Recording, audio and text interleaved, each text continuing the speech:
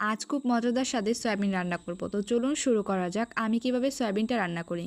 তো আমি এখানে সয়াবিন নিয়েছি, 2টা আলু কেটে নিয়েছি আর পেঁয়াজ আর মরিচ নিয়েছি। এরপর আমি কড়াইতে সামান্য পরিমাণ তেল দিয়ে তেলটাকে গরম করে সয়াবিনগুলোকে আমি দিয়ে দিচ্ছি। সয়াবিনগুলোকে ভেজে নিতে হবে লাল লাল করে।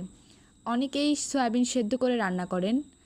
সয়াবিন ভেজে রান্না করলে এর স্বাদটা আরও দ্বিগুণ বেড়ে যায়। তো আমার সয়াবিনগুলো একদম ভাজা হয়ে গেছে লাল লাল করে।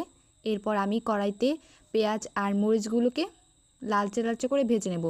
এর মধ্যে আমি আলু কুচিগুলো দিয়ে দিচ্ছি। আলুগুলো দেওয়ার পর আমি নেড়ে চেড়ে এখানে আদা রসুন বাটা দিয়ে দেবো।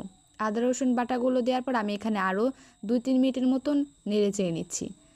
এরপর আমি এখানে এলাচ আর দারুচিনি দিয়ে পানি দিয়ে দিচ্ছি। তারপর এখানে আমি হলুদের গুঁড়া 1 চামচ, মরিচের গুঁড়া 1 চামচ আর ধনিয়ার গুঁড়া দিয়ে দিচ্ছি 1 চামচ।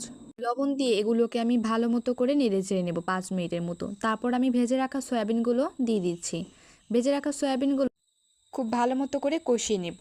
পানিটা একদম শুকিয়ে গেছে। এরপর আমি পরিমাণ মতো পানি দিয়ে দিচ্ছি। পানিটা দেওয়ার পর এটাকে আরও আমার 10 থেকে 15 মিনিটের মতো এটাকে রান্না করে নিতে হবে। সয়াবিন সেদ্ধ করে রান্না করার চেয়ে ভেজে রান্না করলে এটা খেতে অনেক বেশি মজা লাগে। আমার এদিকে বলক এসে গেছে সয়াবিন, আর এখন আমি নামানোর আগ দিয়ে এখানে জিরার গুঁড়া দিয়ে নামিয়ে নিচ্ছি। আর এই সয়াবিন রান্নাটা কিন্তু কোনো অংশে মাংসের চেয়ে কম না। আপনার বাসায় একবার হলেও বানিয়ে খাবেন। সয়াবিন আমাদের ওজন কমাতেও কিন্তু অনেক সাহায্য করে।